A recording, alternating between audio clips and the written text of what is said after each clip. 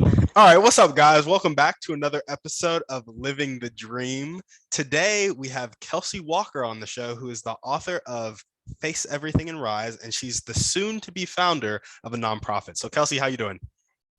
It's doing so well. How are you? Doing well, doing well. Thanks for asking. And we like to jump right in.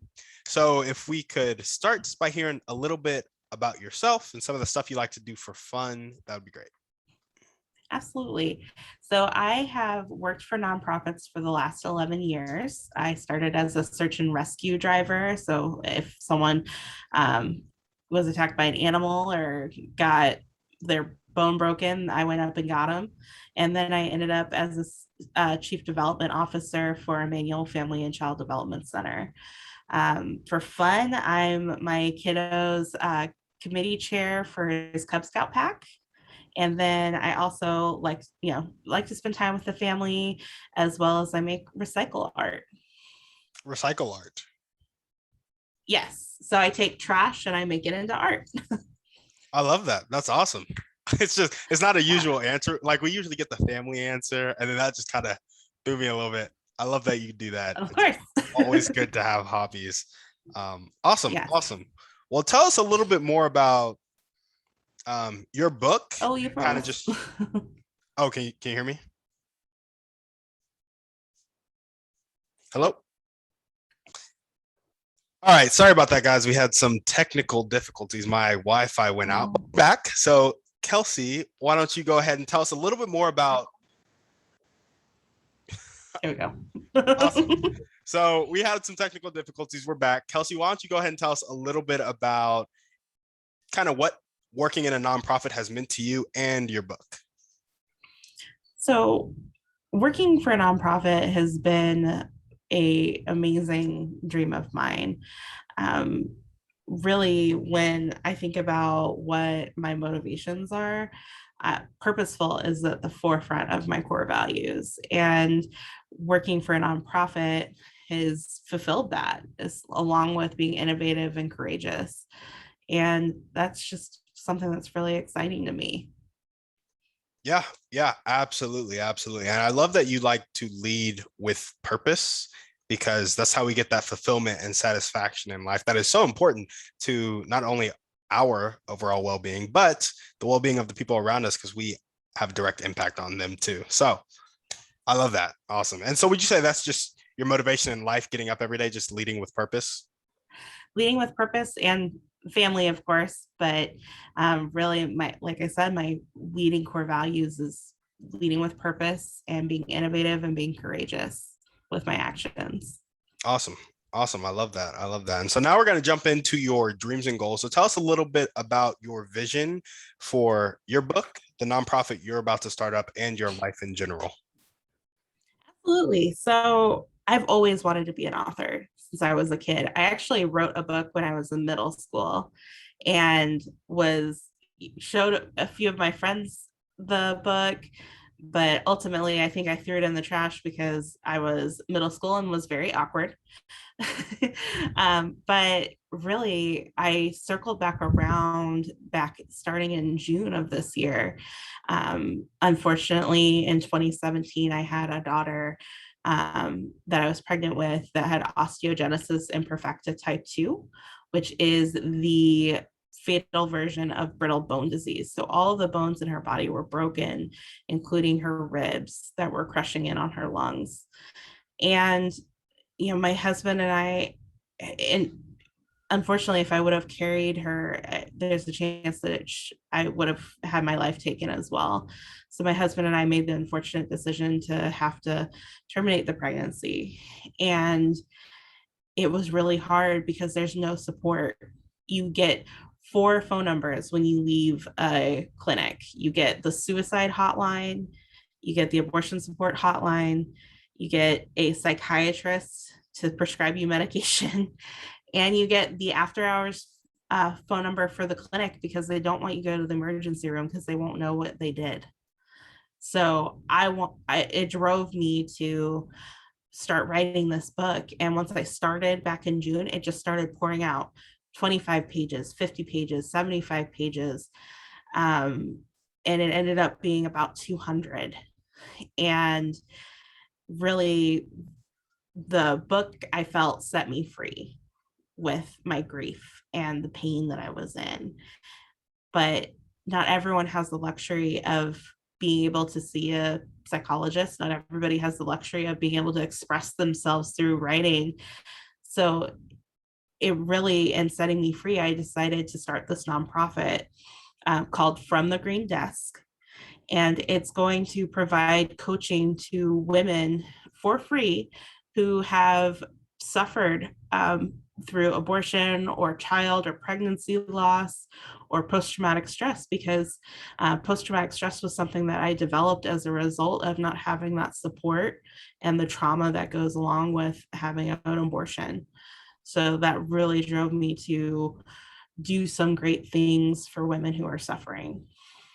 Yeah, yeah, absolutely, absolutely. And so tell us a little bit more about the book. Is it kind of your story? Does it implement some of that coaching in the book? Yeah, absolutely. So the book actually is a memoir about my experience. Not many people, and from what I understand, there's not a whole lot of books out there that describe the actual process of an abortion and what it's really like. It's really hard right now to see what it really is. Even when I was in 2017, there's so much propaganda out there, you can't really filter through and find out what you're really getting into. And that's what I'm doing with the book is is telling the truth about what happens during a termination and then what the aftermath is like, and finding that strength to rise even when you're suffering in grief and in stress and trauma.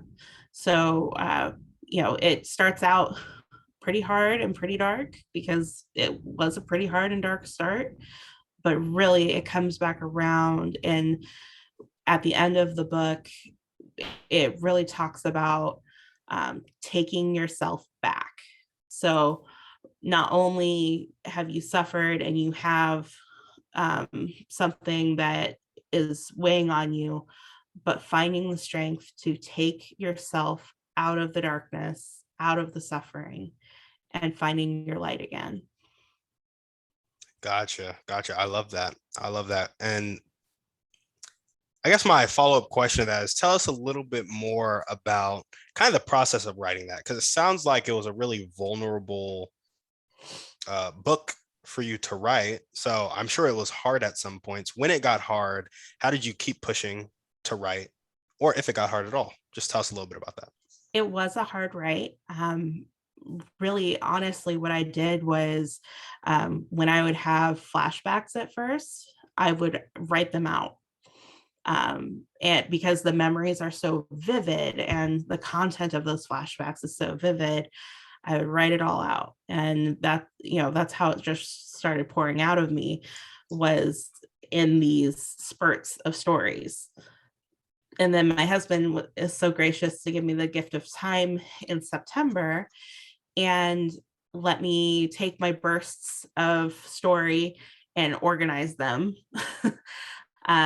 so that they flowed into a story. And then what I did was take a bunch of sticky notes, put them up on the wall, write what memories or what needed to be filled in.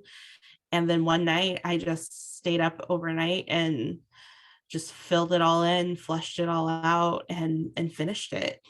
And even when it got hard and it got really vulnerable, remembering that I was doing it for our daughter Hope, but I was also doing it for myself, to take myself back, helped me get through those hard times. Yeah, yeah, I love that. I love that. And so being able to cling to that, to like remembering why you're doing it, Yes. that's really what pulled you through those hard times. Yes. So it's that purposeful piece. Purposeful, all the way back to that motivation. I love that.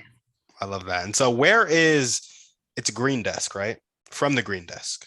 From the Green Desk. Yes. And where is From the Green Desk going next? Like, what are the next steps that you guys need to take to kind of get it off and get it going? Absolutely. So I'm in the process of recruiting board members. I have one. I needed at least two more to incorporate as a nonprofit officially. And then also, we're in the process of raising funds. If I can raise $75,000, that will pay for half a year of operations and give me a little time to fundraise and grant write and do all those things that I've done for years, to fund the mission of From the Green Desk. So that's kind of where I'm at. On fromthegreendesc.com, it tells you about us. It tells you where to donate and how to get involved. Gotcha. I love that. And definitely, if you're hearing this message right now and you like it, and you maybe know somebody who has gone through terminating a pregnancy or struggles with PTSD from losing a pregnancy, reach out to Kelsey for sure. We're going to remind you at the end of the podcast because this is something that's very important. And Kelsey, not only has she experienced it, but she's passionate about helping people. And so make sure to reach out, make sure to hit those websites and stuff. It'll all be in the show notes. So you need $75,000 to kind of get it up and going, and you need board members. What would these board members, what type of person would they be? And like, just explain the ideal board member to us. The ideal board member is someone who has a connection to the actual mission of, in some fashion. So whether that's a psychologist or a psychiatrist that, or a social worker that has that attachment to PTSD or to the fallout of a termination, that's incredibly important. I would say if there's a medical professional out there who is pro-choice, or as I like to say, pro-option, because it wasn't necessarily a choice for us. It was the only option that we could take. You know, please reach out to us. Our very first board member, believe it or not, is a very nice gentleman named Hans, who's actually a pastor of a church, who is there to help support us spiritually. And what the board members would be doing, and what what Hans was very excited about was, because I have such an extensive development background for fundraising and grant writing in my midst, it would be one of those very rare circumstances where the board members wouldn't have to grant write and wouldn't have to fundraise.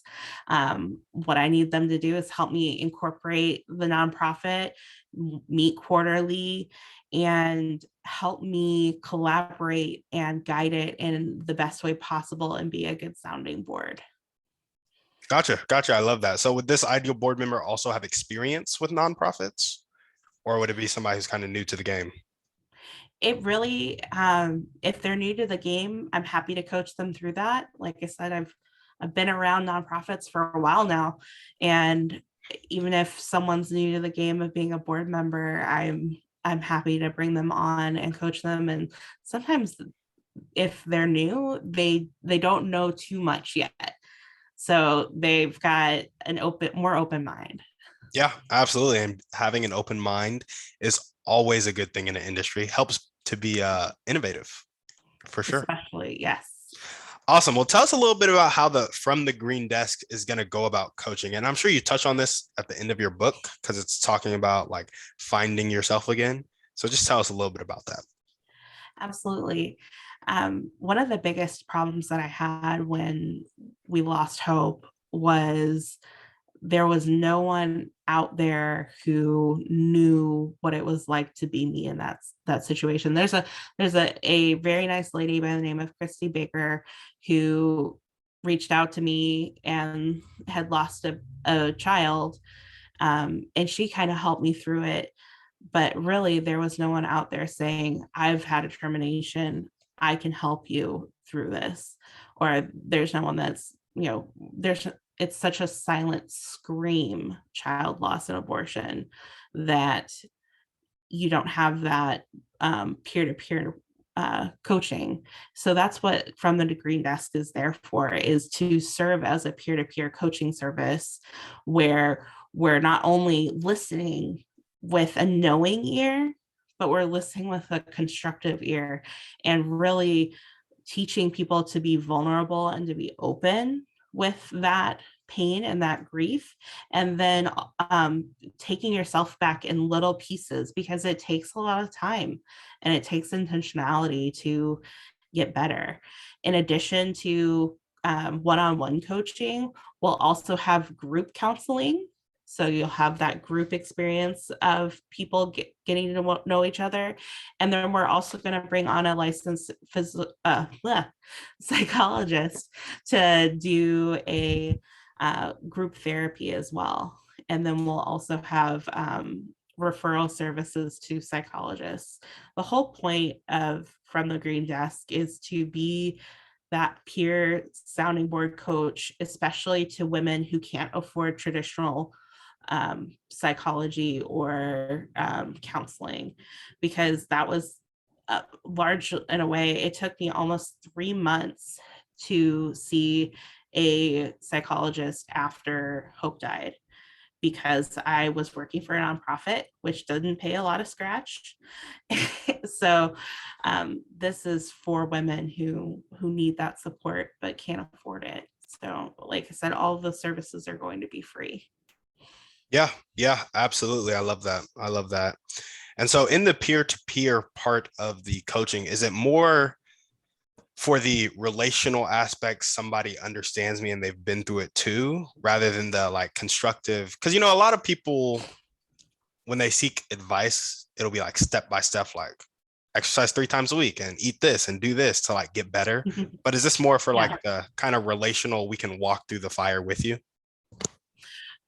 It is a little bit of that, a little bit of we've been through the fire, we can walk through it with you, as well as with especially the group therapist and being in counsel with therapists, really helping them find grounding and coping techniques, especially in those dark hours. One of the struggles that I had was my husband actually worked nights. I worked during the day.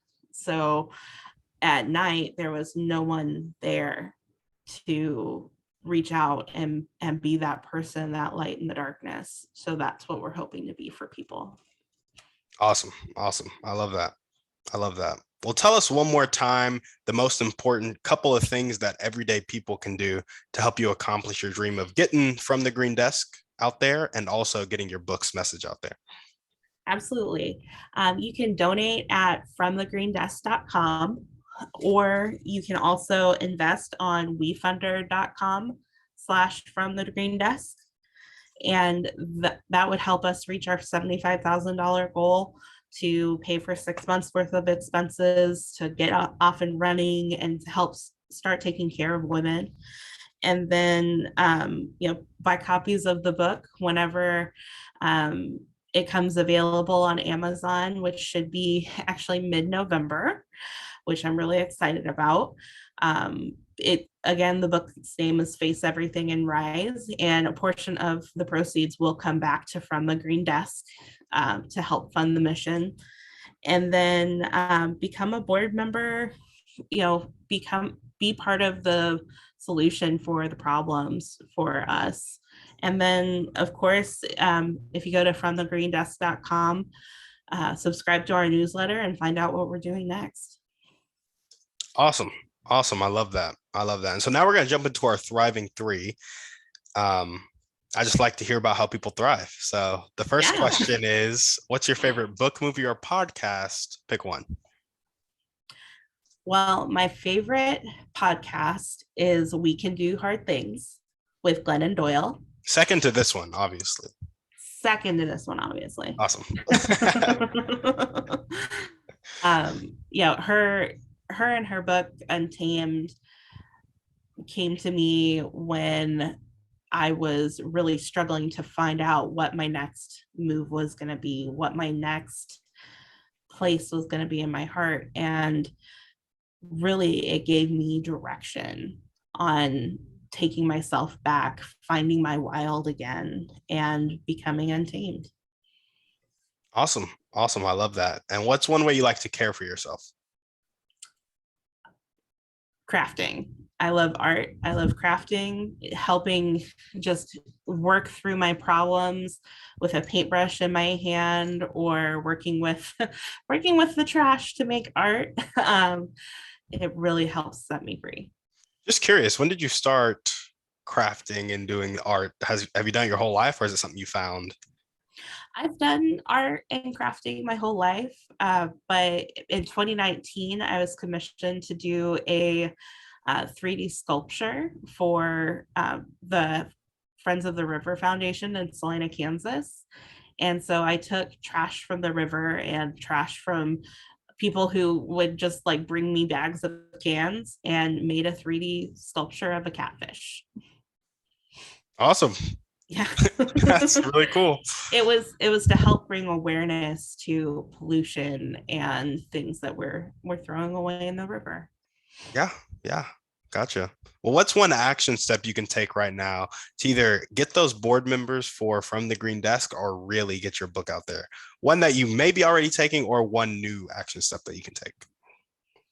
Absolutely. So for my book, I'm working on securing uh, a location for my launch party for both the book and the nonprofit From the Green Desk.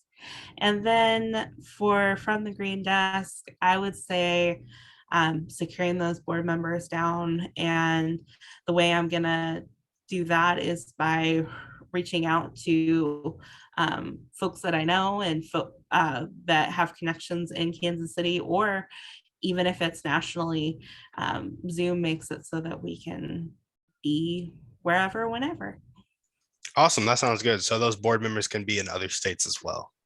Yes. Sounds good. Well, if you're listening to this podcast and you know some people who might want to be on the board, please connect them to Kelsey. That would be amazing. And Kelsey, is there anything else that you want to chat about before we sign off? No, I just really appreciate you reaching out and having me on your podcast today. It's been fun. And really am looking forward to having the book Face Everything and Rise come out.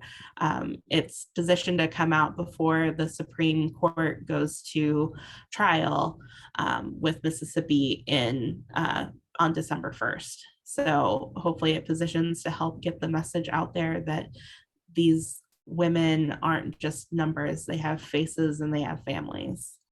Yeah, yeah, for sure. I love that.